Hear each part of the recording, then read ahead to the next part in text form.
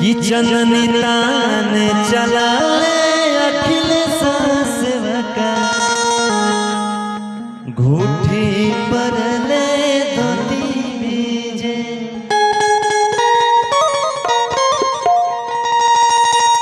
यह छठ के माहौल जब लोग धीरे धीरे जाए लगेला छठी माई के घाट में आप कहेला कैसे साहिल भाई कि चंदनी तान चला अखिलेश सेवका घूठी पर ले धोती घूठी पर ले धोती चंदनी तान चला अखिलेश सेवका घूठी पर ले धोती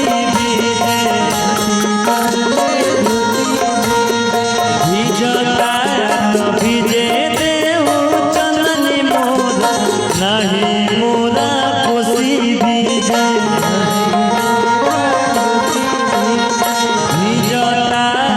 भीजे देहु चंदनी मोरा कोसी नहीं भीजी चंदनी तान चला घूठी पर ले धोती घूठी पर ले धोती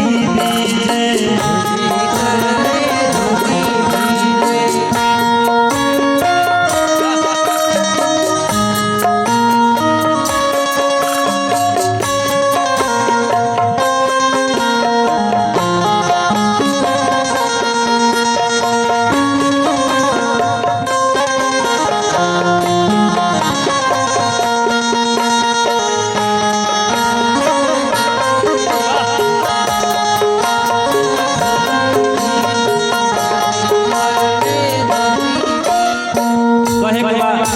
छठी माई के लोग जाए लागेला तो माई से ये कहले कि माई कि हमार सर समाज बनोले रहिया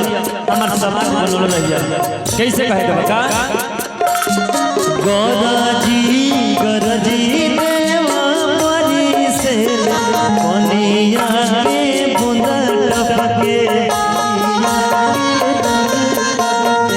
पनिया के बूंद सब के कहला कि हे प्रभु हे छठी मैया वर्षा तर तो वर्षा लेके रिमझिम बरसी है कैसे कहता है क्या गरजी देवा परी से घूठी भर ले धोती भीजे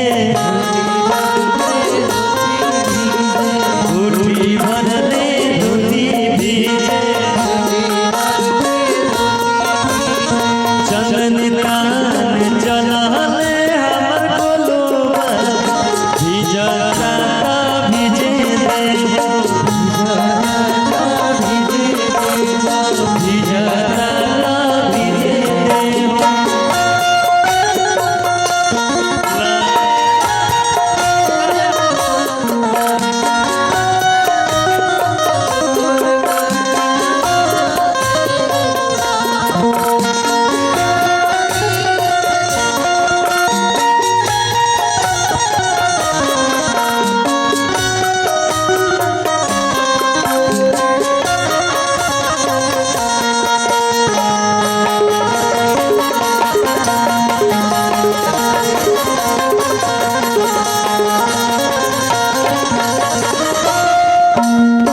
कहे के बाकी हे छठी मैया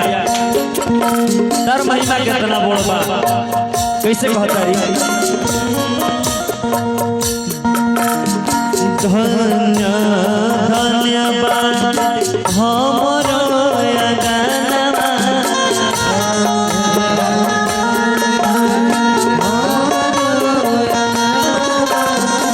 छठी मैया आइलू